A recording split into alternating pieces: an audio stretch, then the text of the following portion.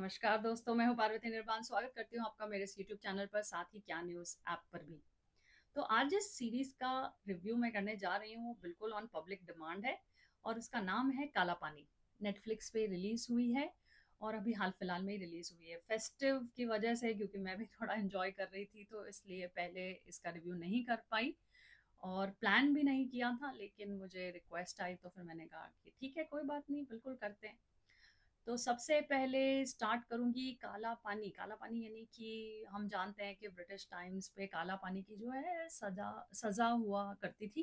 काला पानी उन्हें भेज दिया जाता था। अब काला पानी कहाँ भेजते थे? अंडमान निकोबार में, जो कि भारत का हिस्सा है, हम सभी जानते हैं। तो वो एक आइलैंड है बहुत दूर, और वहाँ पे जो है जेल हुआ करती थी, और वहाँ पे से आपके लिए वापस आना एक मतलब वहाँ से वहाँ एक बार गए तो आप वापस नहीं आ सकते, इस तरह की बात जो है वो फेमस है। तो उसका इस सीरीज से कुछ लेना देना नहीं है, फर्स्ट ऑफ ऑल। ठीक है, ये काला पानी जो है वो पानी जो है वो काला, मतलब वो रेफरेंस काला उन्होंने यूज किया है। तो वाटर बोर्न डिजीज जो होता है वो वहां पे हो जाता है, एक पेंडेमिक वाली सिचुएशन आ जाती है, लॉकडाउन होता है। तो ये टिपिकल टिपिकल लॉकडाउन सीरीज जो हमने जनरली देखी है उस तरह की भी नहीं है। तो अभी आप सोचेंगे कि कैसी है। ठीक है, उसके बारे में मैं प्लॉट पर जाऊंगी तो आपको बताऊंगी। To start with intense drama series है ये, और काफ़ी इंटरेस्टिंग लगी मुझे। राइटिंग के पॉइंट ऑफ व्यू से अच्छी लगी, डायरेक्शन के पॉइंट ऑफ व्यू से इंटरेस्टिंग लगी, कास्ट भी काफ़ी इंटरेस्टिंग है, परफॉर्मेंस काफ़ी अच्छी है। तो ये कुछ हाईलाइटेड चीज़ें थी। सब्जेक्ट एक डिफरेंट टेक है उस पूरी चीज़ के ऊपर। तो क्या है वो प्लॉट में बताऊंगी। तो वो मुझे काफ़ी इंटरेस्टिंग लगा और बिंज वर्दी है। ठीक है, तो ओवरऑल अगर मैं टेक्निकली इसकी बात शुरू करूं तो सबसे पहले राइटिंग और डायरेक्शन के बारे में बात करेंगे। राइटिंग डायरेक्शन जो है वो पूरी की पूरी टीम, वो टीवीएफ की जो पिक्चर्स बनी, फिर बिस्ट प्लीज बनी, उसके बाद ट्रिपलिंग बनी, परमानेंट रूममेट्स बनी, तो ये वो पूरी टीम आई है और उन्होंने एक साथ काम किया। वहां पे तो उन्होंने लाइट कॉमेडी की थी, यहाँ पे लाइट कॉमेडी नहीं है, यहाँ पे इंटेंस ड्रामा है। लेकिन राइटिंग जो है वो वही वाला एक है, फील है, आपको समझ में आएगा कि स्मूथली एक सोसाइटी में हमारे आसपास जो बात चीजें हो रही है वो स्मूथली कह देना। ठीक है, और पावरफुली भी कहना एट द सेम टाइम, तो वो है यहाँ पे। और इजी गोइंग सी, इतने इंटेंस बातें होने के बाद भी आप बड़े आराम से देख लेते हैं। ठीक है, तो वो एक अच्छी बात है इस सीरीज की। अब वो है समीर सक्सेना और अमित गोलानी ने मिलके इसको डायरेक्ट किया, जैसे कि मैंने मेंशन भी किया, उन्होंने टीवीएफ की सीरीज करी थी। और विश्वपति सरकार जिन्होंने बिस्ट प्लीज राइट की थी, तो वो इसके राइटर हैं। तो ये काफ़ी इंटरेस्टिंग अच्छी है। इस पे मैं आपको 7 to 8 stars I would say. ठीक है, उसके अलावा जो कास्ट है, तो इन लोग की स्पेशलिटी भी यही है कि ये इस तरह के जो कोई बड़े नाम नहीं, जोज बिग फेसेस फ्रॉम बॉलीवुड वाली जो बात होती है, ऐसे कोई फेसेस नहीं, ऐसे रेगुलर फेसेस आपके सामने प्रेजेंट करेंगे, and then something new, something good with performance, script निकल के आता है, तो आपको एक फ्रेशनेस जो होती है वो लगती है। जब भी इनकी पहले भी जो चीज़ हमने देखी थी, इसमें भी मुझे लगा कि वो बात है, फ्रेश टेक है। क्योंकि अब काला पानी, जैसे कि काला पानी जो है वो वाटर बोर्न डिजीज के बेस्ड ये पूरी सीरीज है। अब वो कैसे होता है, क्यों होता है, प्लॉट पर डिस्कस करेंगे। तो उस काला पानी के ऊपर ये पूरी कहानी है, और पेंडेमिक सी सिचुएशन हो जाती है। ठीक है, तो लॉकडाउन वाली बात हो जाती है, लेकिन वैसा लॉकडाउन नहीं है जैसा कि हमने यहाँ पे देखा, थोड़ा डिफरेंट है, सिचुएशन डिफरेंट है इसलिए। तो और वो एक आइलैंड है, छोटा आइलैंड है, तो वहाँ पे जो पूरा सिस्टम भी चल रहा है, और जो पूरा टेक है गवर्नमेंट का, किस तरह से क्या है, किस तरह से अरेंजमेंट चल रहा है, रिच वर्सेस पुअर वाली भी बात वहाँ पे उन्होंने बताई है। ठीक है, तो वो पूरे उसमें ये सारी कहानी बेस्ड है। अब कास्ट की बात करेंगे, तो इसमें है आशुतोष गोवारिकर, वो एक प्रोमिनेंट रोल में है। मोना सिंह है, उनका भी अच्छा कैरेक्टर है। उसके अलावा सुकांत गोयल है, चिरंजीवी का कैरेक्टर प्ले किया उन्होंने, चीरू। और बड़ा ही इंटरेस्टिंग सा साउथ इंडियन लिंगो के साथ जो एक कैरेक्टर है, छोटा सा पतला सा एक कैरेक्टर होता है, लेकिन नहीं ना, दिखता तो ऐसा है छोटा सा पतला सा, लेकिन है बहुत वजन, वैसी वाली बात है चीरू की। वो इवेंचुअली स्टार्टिंग में आपको नहीं लगेगा, जब आप पूरी सीरीज देखेंगे तो टूवर्ड्स द एंड आपको समझ में आएगा कि इसका कैरेक्टर का क्या वेट है। उसके बाद एक फैमिली पूरी उन्होंने बताई है, कद्दू कद्दू की मम्मी पापा और उसका एक बड़ा भाई भी है। तो उनकी पूरी एक फैमिली स्टोरी चल रही है। और कद्दू के जो पापा का कैरेक्टर है विकास कुमार ने प्ले किया है, वो मुझे एक्सेप्शनली इंटरेस्टिंग लगा, बहुत ही डिफरेंट, क्योंकि उसका कैरेक्टर का ग्राफ है पूरा एक। तो उसके बारे में भी बात करेंगे, तो वो भी मुझे बहुत अच्छा लगा। अमेय वाघ जो है उसने वो पुलिस का जो हायर अथॉरिटी में बैठा हुआ एक करप्ट पुलिस का बंदा है वो, तो वो प्ले किया। केतन कामत उसका नाम है।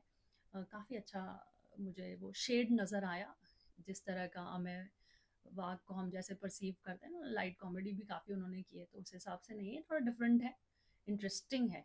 राजेश खत्तर है इसमें, वो एक एटम करके एक बड़ी कंपनी है जो वहाँ पे सेटअप कर रही है, प्लस एक महोत्सव कर रही है, स्वराज महोत्सव। तो जो प्रेजेंट मतलब डन बाय एटम जो कंपनी है, और वहाँ पे वो लोग एक प्रोजेक्ट बना रहे हैं बहुत बड़ा सा, तो उसका मालिक है राजेश खत्तर, जो कि ईशान खत्तर के फादर हैं। उसके अलावा और भी काफ़ी कैरेक्टर्स हैं, मतलब छोटे से छोटा और बड़े से बड़ा कैरेक्टर भी अगर बोलेंगे तो काफ़ी इंटरेस्टिंग है। ठीक है। अब अगर बात करेंगे प्लॉट के बारे में, तो प्लॉट सबसे पहले शुरू होता है कि एक स्वराज महोत्सव है, वो हो रहा है अंडमान निकोबार आइलैंड में। और ये टूरिस्ट गाइड है चीरू, और ये पूरी एक फैमिली इसको घुमा रहा है। जो मम्मी पापा कद्दू जो है, कद्दू के मम्मी पापा और इसका भाई उसको लेके ये घूम रहे हैं, वहाँ नील आइलैंड पे जाते हैं। और ये पूरा एक सेटअप होता है, और साथ में एक डिजीज जो है, अब जब कोविड आया था इंडिया में, है ना, कोविड इंडिया में लॉकडाउन हुआ मार्च के महीने में, लेकिन जैन से, अगर आपने किसी ने नोटिस किया हो, तो जैन से ही हमें ये न्यूज़ मिलने शुरू हो गई थी कि चाइना में एक डिजीज़ आया है, पेंडेमिक आया है। तब क्योंकि इंडिया में इससे पहले इस स्केल का पेंडेमिक आया नहीं था, तो हम उस बात को एक्सपीरियंस लेवल तक नहीं जानते थे कि किस तरह से एग्जैक्टली सिचुएशन हो जाता है। लेकिन हमको पता चल गया था कि वहाँ पे हो रहा है, और वी नेवर थॉट कि यहाँ पे भी आ जाएगा। तो ये उसी तरह का एक प्री स्टेज होता है कि जब, क्योंकि यहाँ पे तो वो डिजीज़ यहीं से शुरू हो रहा है, इसी आइलैंड से। तो वो जो ये डॉक्टर का कैरेक्टर प्ले कर रही है मोना सिंह, तो वो रिसर्च कर रहे थे, और उसको पता चल जाता है कि एक डिजीज मोस्ट प्रॉब्ली आ गया है, और बहुत प्री स्टेज में उस पर काम कर रही थी, और बहुत जल्दी उसकी डेथ भी हो जाती है। ज़्यादा लंबा कैरेक्टर नहीं है, पर जितना है वो उसका रेफरेंस इतना स्ट्रांग है कि एंड तक आपको वो कैरेक्टर याद रहता है। फिर आशुतोष गोवारिकर का भी एक बड़ा अच्छा सा कैरेक्टर है। जैसे मैंने बोला आपको कि इसमें क्या है कि बहुत सारे कॉन्सेप्ट उन्होंने यूज़ किए हैं, तो फिर उन्होंने डार्विन्स थ्योरी यूज़ की है, theory of evolution, biological evolution जो होता है। तो जिन लोगों को साइंस या नॉलेज या थोड़ा सा ब्रेन फीड चाहिए थ्रू सीरीज, तो इसमें वो चीज़ थोड़ी है, बहुत ज़्यादा नहीं है लेकिन है। खैर, तो वो है यहाँ पे स्टोरी ऑफ एवोल्यूशन, नेचर कैसे धीरे धीरे ह्यूमन एवोल्यूशन या स्पीशीज का इन जनरल अगर बोलेंगे तो एवोल्यूशन होता है, तो उसके बारे में है। फिर एक स्विच का कॉन्सेप्ट इन्होंने डिस्कस किया, वो मुझे काफ़ी इंटरेस्टिंग लगा, क्योंकि उसमें क्या होता है, एक एग्जाम्पल ऐसे बताते हैं कि एक ट्रैक से एक ट्रेन आ रही है, और सामने 5 वर्कर जो है वो काम कर रहे हैं। तो अब ट्रेन अगर वहां से क्रॉस हो जाएगी तो वर्कर मर जाएंगे, है ना। तो अब क्या करेंगे उसको बचाने के लिए, कि भाई देर इज अ पॉसिबिलिटी कि इसको डाइवर्ट कर दें और दूसरे वाले ट्रैक से निकाल दें, और दूसरे वाले ट्रैक पे एक वर्कर काम कर रहा है। तो then what is the choice that you will make, अगर आपके पास वो स्विच है। तो वो वाला रेफरेंस कई बार उस सीरीज में आया, और मेरे को काफी इंटरेस्टिंग लगा। और सर्वाइवल ऑफ द फिटेस्ट का लास्ट में जाके तो वो क्लाइमेक्स के टाइम पे जैसे हिट करता है, वो मुझे काफी हिट करा। तो मुझे इस तरह के कॉन्सेप्ट, यानी कोई बात कह रहे हैं और उसका क्या मीनिंग है, मतलब बाद में जब सीरीज खत्म हो जाए और अब मुझे कुछ सोचने के लिए मिले, तो मुझे ऐसी चीजें थोड़ी सी इंटरेस्टिंग लगती है। वो इसमें है, फूड फॉर थॉट कह सकते हैं, वो यहाँ पर है। और बड़े स्मूथली सोसाइटी के रेफरेंस के साथ है, तो I kind of like it honestly. तो ये था। बड़े बड़े चेहरे, हीरोइज्म, उस तरह का कोई एक्सपेक्टेशन अगर आप रख रहे हैं तो वो इसमें मत रखिए।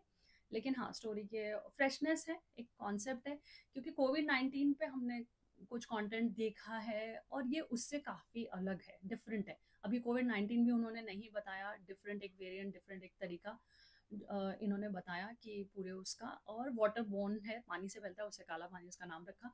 तो ये मुझे लगा कि एक अच्छी क्रिएटिविटी इन्होंने यूज़ करी है, कि एक नया डिजीज़ कैसे हो सकता है, इंस्टेड ऑफ कोविड-19 में ना जाके उन्होंने, लेकिन वो सिचुएशन रिलेटेबल है, क्योंकि हमने कोविड-19 देखा तो हमें समझ में आता है।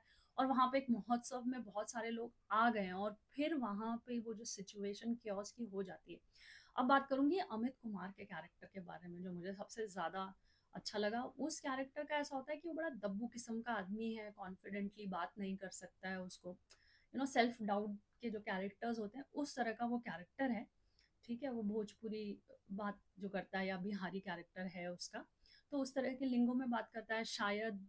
जो भी उसका रीज़न होगा जिस वजह से वो अंडर कॉन्फिडेंट प्ले कर रहा है, उसकी वाइफ है सारिका सिंह ने वो प्ले किया, तो वो काफ़ी कॉन्फिडेंटली बात करती है। हालांकि उसको उतना नॉलेज नहीं, इसको ज़्यादा नॉलेज, ज़्यादा पढ़ा लिखा है, फिर भी इसमें वो कॉन्फिडेंस वाला या आगे जाके एक एकदम कॉन्फिडेंट होके बोल दे वैसा कैरेक्टर वो नहीं है। तो उस वजह से उसका जो बेटा भी है वो भी उसको उस तरह से ट्रीट करता है। लेकिन उसकी वाइफ हमेशा कहती रहती है कि नहीं, मुझे पता है कि तुम you will do it types वाला, उसका वो मोटिवेट करती है, उसको बोलती है। बॉन्ड अच्छा बताया है। और वो लोग जाते हैं, घूमने जाते हैं, कैसे सिचुएशन बनती है और ये लोग अलग अलग हो जाती है फैमिली। और उसके बाद कैसे कैसे, मतलब मैं स्पॉयलर्स नहीं देना चाहती इसलिए नहीं बता रही हूँ कि क्या होता है एग्जैक्टली सिचुएशन में। और ये कैरेक्टर ट्रांसफॉर्म होता है, इसका जो शिफ्ट और इसका जो ग्राफ है ना, अंडर कॉन्फिडेंस से देन ही actually reaches a situation, extreme situation में फंस गया है और अब वहां पे कैसे निकलेगा। और वहां पे एक सांप वाला सीन है, थोड़ा सा बता देती हूँ, एक सांप वाला सीन है। वो तो अभी तक मैंने देखा, अभी तक मेरे तो दिमाग से गया ही नहीं। तो किस तरह से वो उस तरह का बंदा और इस तरह का एक्शन, तो एक्सट्रीम में ऑब्वियसली वो जो ह्यूमन टेंडेंसी वाली चीज़ है इन्होंने अच्छी एक्सप्लोर की है। काफ़ी इंटरेस्टिंग है। वो सांप मुझे याद रह गया, जो भी होता है उस सिचुएशन के बाद फिर उसके साथ क्या होता है, कैसे करता है, और क्लाइमेक्स जो है उस कैरेक्टर को लेके वो भी बहुत इंटरेस्टिंग है।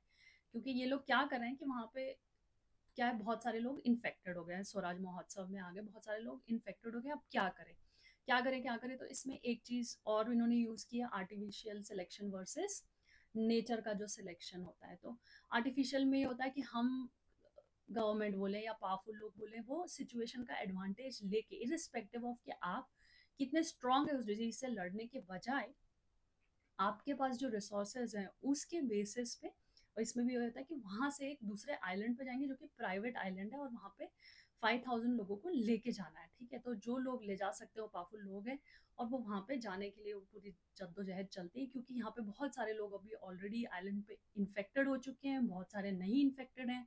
तो उनको सेग्रीगेट करना है, उनको वहाँ लेके जाना है। तो वो पूरा एक प्रोसेस चल रहा है, क्या होता है नहीं होता है। और उसमें ये लोग हैं, ये भी फंसे हुए हैं, ये एकदम नॉर्मल लोग की कैटेगरी में आ गए हैं। तो नेचुरल सिलेक्शन ये कहता है कि आप अगर you have the immunity you survive. और यहाँ पे लोग जो रिसोर्सेज हैं वो कहते हैं कि हमारे पास रिसोर्सेज है सो वी सर्वाइव। तो वो पूरी एक सिचुएशन मुझे लगा काफ़ी इंटरेस्टिंग, काफ़ी अच्छी है। तो ओवरऑल मुझे इंटरेस्टिंग लगी, अच्छी लगी।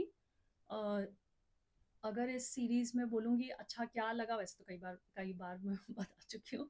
लेकिन हाँ, एक्टिंग, परफॉर्मेंस, डायरेक्शन, राइटिंग मुझे काफ़ी अच्छा लगा। प्लॉट क्रिएटिविटी के हिसाब से नया था, कुछ अच्छा था। अंडमान निकोबार के बारे में था तो वो भी मुझे थोड़ा इंटरेस्टिंग लगा। क्या नहीं अच्छा लगा, तो मैं एक स्टार्टिंग में एक कैरेक्टर आता है, तो वो मुझे लगा ज़बरदस्ती का फेमिनिज्म। जैसे कि एक 60+ आंटी होती हैं, वो आती हैं, वो ओल्ड एज होम में रह रही होती हैं। अब उनको पूछती हैं मोना सिंह, क्योंकि एक डिजीज़ हो गया है तो तुम्हारे कितने पार्टनर, तुम्हारे पार्टनर हैं, ये वो, अरे उसके मल्टीपल पार्टनर्स हैं, उसके बहुत अफेयर हैं, फलाना है, ढिमकाना है, और उसकी वजह से वो बीमार हो, वॉट एवर, उसको डिजीज़ हो गया है एंड ऑल। तो वो बात जो ज़बरदस्ती की फेमिनिज्म वाली जो चीज़ें करते हैं वो मुझे थोड़ा सा इस पे लगा, लेकिन आप इग्नोर कर सकते हो, स्टूपिड लगा। ज़रूरत ही नहीं थी, जिस तरह का प्लॉट, जिस तरह की सीरीज थी, मुझे नहीं लगा कि उसकी कोई ज़रूरत थी। बट क्योंकि वो पार्ट बहुत स्मॉल है तो आप इग्नोर कर सकते हैं, it's okay, not a major thing, better to be ignored. उसके अलावा एक चीज़ जो पूरी सीरीज में थी और वो थोड़ी सी ऑकवर्ड मुझे लगी, वो थी इसमें लोगों ने मास्क पहने हैं। अब सबसे पहले तो ये वाटरबोर्न डिजीज़ है, एयरबोर्न डिजीज़ नहीं है, तो भी आपने मास्क पहने, ठीक है, क्योंकि बाय चांस जैसे भी जा सकता है तो ठीक है, बचने के लिए। लेकिन वो पूरे मास्क जो है वो प्लास्टिक के हैं, तो ट्रांसपेरेंट है और दिख रहे हैं। तो ट्रांसपेरेंट मास्क में मतलब वो मेरे को समझ नहीं आया, मैंने तो आज तक ऐसे कोई मास्क देखे नहीं। और प्लास्टिक का अगर मास्क होगा ट्रांसपेरेंट, तो उसमें से एयर कैसे, मतलब कैसे सर्कुलेट होगी, मतलब क्या, मुझे नहीं पता, आप मुझे बताइए कमेंट सेक्शन में। मैं तो थोड़ी सी कंफ्यूज हो गई वो मास्क देख के, वो मास्क मेरे गले से नहीं उतरा। तो that is the only thing I will say कि वो मुझे थोड़ा ऑड लगा। तो रेटिंग फाइनली मैं दूंगी इसे 7.5 स्टार्स। अच्छी है, इंटरेस्टिंग है, देख सकते हैं। ठीक है, तो आई होप मुझे आपको मेरा ये रिव्यू अच्छा लगा होगा, पसंद आया होगा। कमेंट सेक्शन में बिल्कुल बताइए आप किसका और रिव्यू देखना चाहते हैं। सॉरी गाइस, मैं लियो का रिव्यू नहीं कर पाई क्योंकि मेरे आसपास इसके शोज नहीं थे। मुझे काफ़ी रिक्वेस्ट आई, but next time I will try to do more reviews also for the South Indian films. ठीक है, so bye bye, take care, नमस्कार।